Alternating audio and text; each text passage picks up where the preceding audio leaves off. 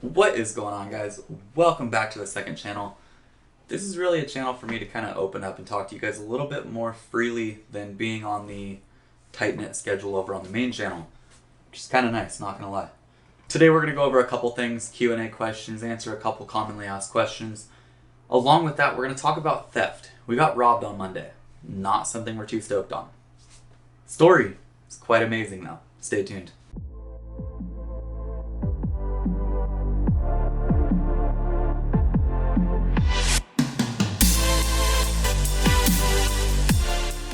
So Sunday night, someone decided they needed our tools more than we did. They snuck up onto the job site, they pulled in once, it rained so you could see tire tracks. Kind of a dumb time to rob somebody. Tire tracks went into the job site, pulled back out, and then they backed up right to the side of the trailer, almost as if they thought they were going to empty that thing out. Now keep in mind, we know that theft can happen. We know that they could empty out the trailer if they really, really tried. But we set that trailer up to where it was kind of hard to get into. They weren't able to get into our trailer, but they did cut the lock on our compressors that are chained up. We have two of them that sit on site. We have the 5.5 horsepower big bore Makita 10-gallon compressor, $1,000 compressor. And then we have the small blue M-Glow that you guys have seen time and time again. It is the most annoying compressor. It runs all day long, but it'll run 6 or 7 guns with ease. That's the reason we got it. So they didn't steal the old M-Glow. We really didn't think they would. It's more like an oversized paperweight at this point. They stole the nice Makita. Now, luckily they couldn't break into our trailer. Things locked up pretty dang tight, and it takes an army to get into it. They went across the way. Our house that we're building is right here. Road runs down through. Across the way is another house being framed. Nice custom home. Beautiful place. Both of them are ran by the same builder. Now this builder has an in-house framing crew. They've got 6 or 7 guys that frame for them. They framed that project. They have a C-train on site full of the builder's tools. Now normally they park the Pettibone out in front of the C-train to where you cannot get into this thing. It just so happens there was about 4 feet of room from the end of the C-train to the Pettibone. They cut the locks on the C-train and emptied the thing out. They didn't get everything, but they took brand new DeWalt miter saws. They took the bottom portion of the cut hub. They took quite a bit from these guys. Saws, nail guns, hoses, you name it, they stuffed it in the back of this Honda Civic. They robbed us.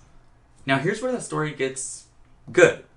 They took a $1,000 compressor from us. They took $4 grand in tools from these guys. My dad lives in a small beach town community. Everybody knows everybody. All of his neighbors know who he is. Early Monday morning, my dad gets a call and it's from one of his neighbors. And he says, hey, these guys, they're unloading tools out of the back of a Honda Civic. At this point, our guys had gotten to the job site, found out that we'd been robbed. So my dad was well aware that these could be our tools. So his first instinct was to get the drone out and see what was up. The house that they were unloading all these tools at is a known drug house in that community. So he takes the drone up in the sky, flies over to the neighbor's house, and he's flying over their backyard. And as he's doing this, they're wheelbarrowing tools into the shed in the back, hoping to stash them away. And as soon as that drone gets over the top of that house, these guys start taking off running, hiding under anything they can. So it was at this point my pops knew, hey, something ain't right. This is probably our tools. He calls the cops. Cops show up rather quick. If you guys have ever had any of your tools stolen, you know that when they're stolen, if you call the cops, they'll take a police report, but after that, you're pretty much screwed. They don't do anything else to help. This was a little bit different. We knew that our tools were there. We showed them the footage from the drone. From there, the sheriff knew that he had a case. He knew that he had something against these guys. So he goes up to the front door. He knocks on the front door. Nobody will answer. Finally, the grandmother of all these people that are running around doing whatever the hell they please answers the door and lets the cop in. Once that door was open, it was fair game for that sheriff. So he went in, made 1 arrest. After that, a couple guys tried taking off and running down the street. Those guys got arrested. In total, there was 4 arrests made. All 4 of them got booked into county jail. Sheriff went to the backyard. Sure enough, in that shed, the one that my pops flew his drone over, there was our compressor, all the DeWalt tools that got stolen from the job site across the street from us, and every single tool was recovered. 4 people got booked into county jail. We got all of our tools back. It's unbelievable. This stuff never happens. Typically in cases like this, there's nothing that the police can do. But as soon as that front door was open and she allowed him to come in, it was game over. Now it gets better. After the tools were recovered, everything got given back to the owner, the builder, and us. Drug enforcement came in, and they came in heavy, looking like SWAT teams.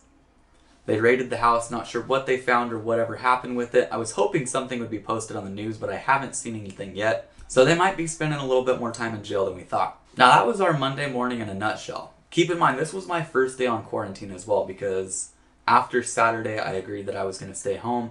I don't plan on working until all this is over. If it takes a month or two, I'm perfectly fine with it. So Monday morning was my first day off work. And all this happens. If you guys have had something stolen from you, let me know down in the comments below what it was. Did it work out? Did you get your tools back? Did you not? I know most of the time it doesn't work out. We've gotten robbed quite a few times as well. But we're going to go ahead and jump right into Q&A questions now. Get a few things open and in the air. See what we can make happen. And before we get into this, I do want to thank you guys for 70,000 subscribers. That is a lot of people. I appreciate each and every one of you guys. So let's hop on over to YouTube. On the community tab, I asked you guys to ask me questions, what you wanted to know, anything I could answer for you. We're going to do a basic rundown and hopefully this clears a couple things up for you. So I'm going to try to get through these fairly quick. I could give a real elaborate answer to each one of them. We're going to do our best to make this as quick as possible and answer as many as possible. Could you talk about the salaries in construction? Mainly for framing and carpenters.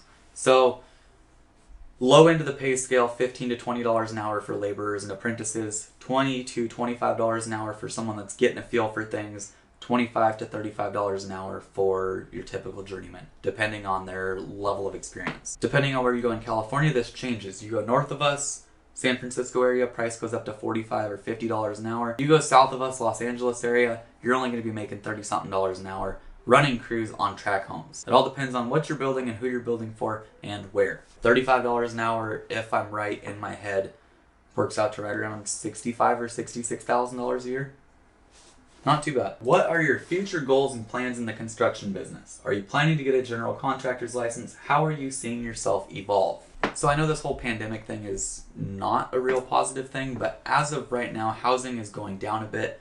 Not sure what's going to happen in the long run, but my ultimate plan, I don't want to become a general contractor. It's really not what I'm into, as weird as that sounds. My ultimate long-term goal would be for my wife and I to flip houses. I don't want to do it here in California just due to prices, but I'm thinking Idaho.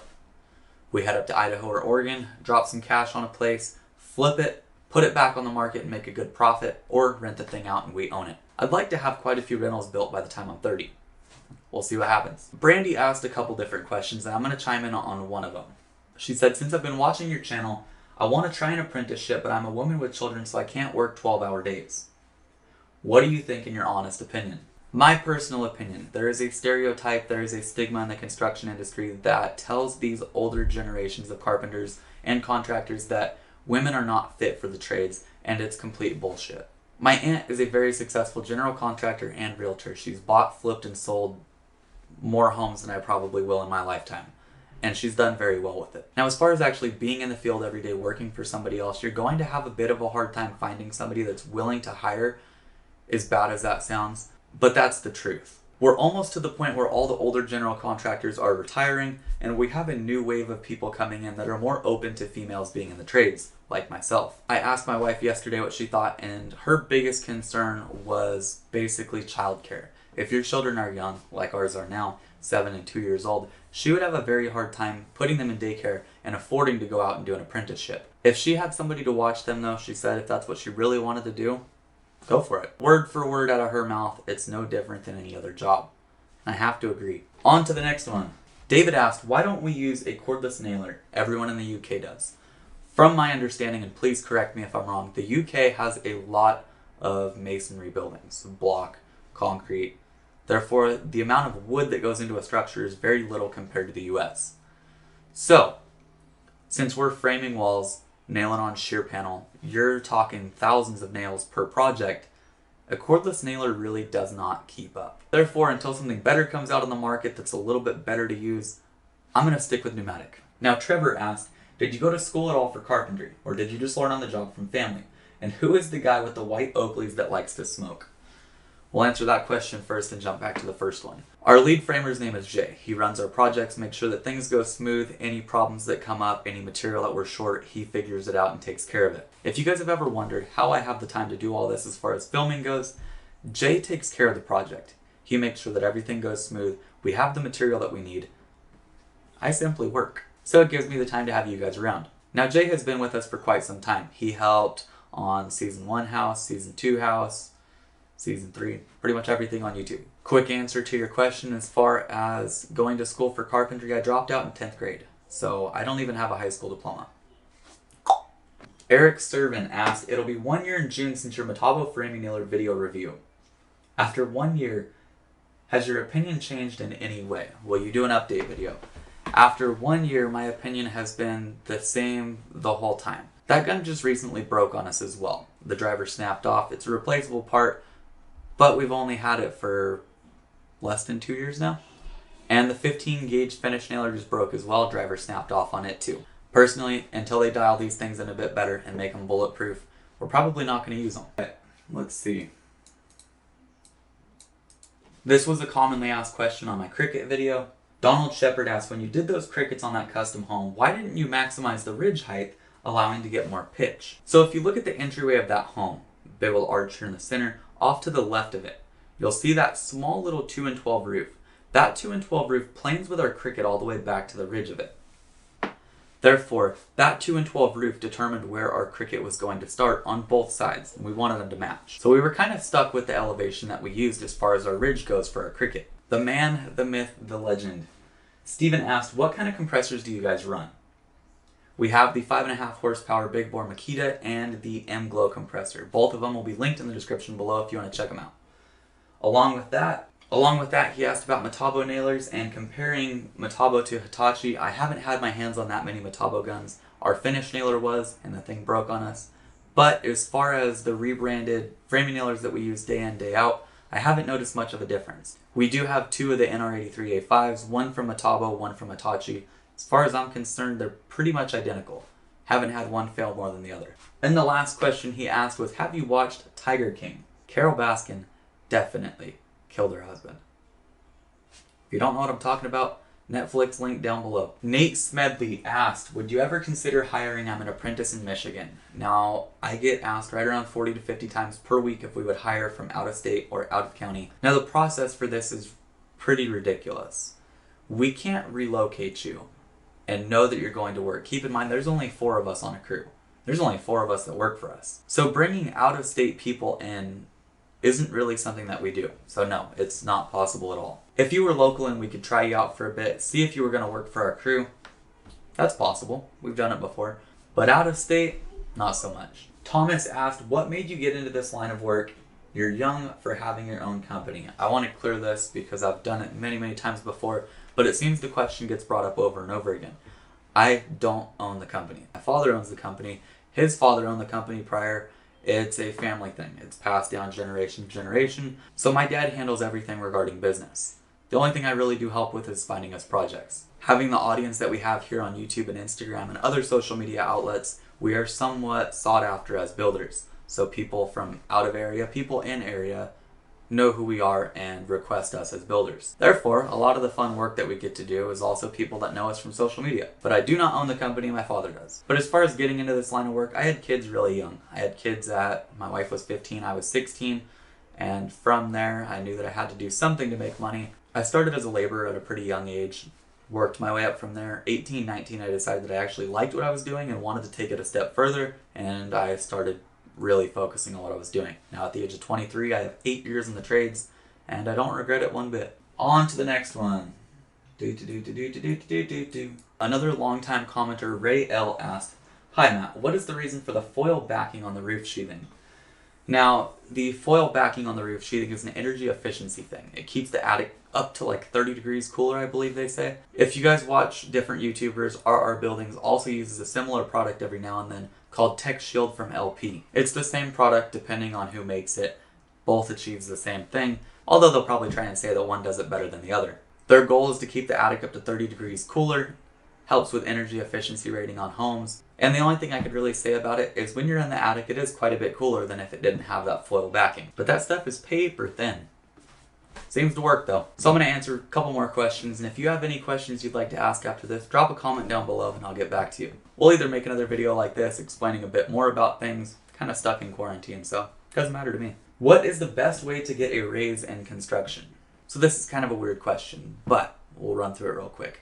If you want to make more money in the trades, you need to make more money for the person you're working for. So while you guys are stuck at home, if any of you guys are apprentices or just getting started in the trades, take some time to learn a little bit. Run through videos. Figure out how people do layout. YouTube is a perfect place to learn all this. I have a how to frame a wall video with 700,000 plus on it. The way to be more valuable to a company is either know more or have more. If you go out and buy yourself an impact driver, something that you can use to be more productive on site, to where you don't have to use the stuff that's in the trailer, or maybe there's only one to use, you're now upping your value. Buy yourself some tools. If you have a saw, you have a nail gun, you have a hose, you have a cord, you're showing that you're investing in yourself. Companies are more likely to invest in you, also known as paying you more. I will tell you this though, there is not one journeyman in California, unless they work for a company that supplies 100% of everything, like a union, that doesn't have a saw, nail gun, hoses, cords, set of bags, the basics. The more you have, the more likely you are to get paid more. Do a little bit of everything though. Buy some tools, learn a little bit more, study this stuff. When I was 18, 19 years old, that's what I did. I hit the books, I tried to figure out every possible thing. I wanted to know why and how things worked. I didn't just want to know where it went. I wanted to know the reason for it being there. Figure out things like that, your pay will go up. So we've got one last question to answer, and that is, where is Fox? Fox is currently working with another local contractor in the area, building a 3-story threeplex. There is no hard feelings between us and Fox. He's currently working for somebody else. We took vacation in February. He took vacation in January. We were still working when he left for vacation, but it was a family trip, and we're not going to make him miss that just to work. When he came back in February, he needed to go to work and make some money.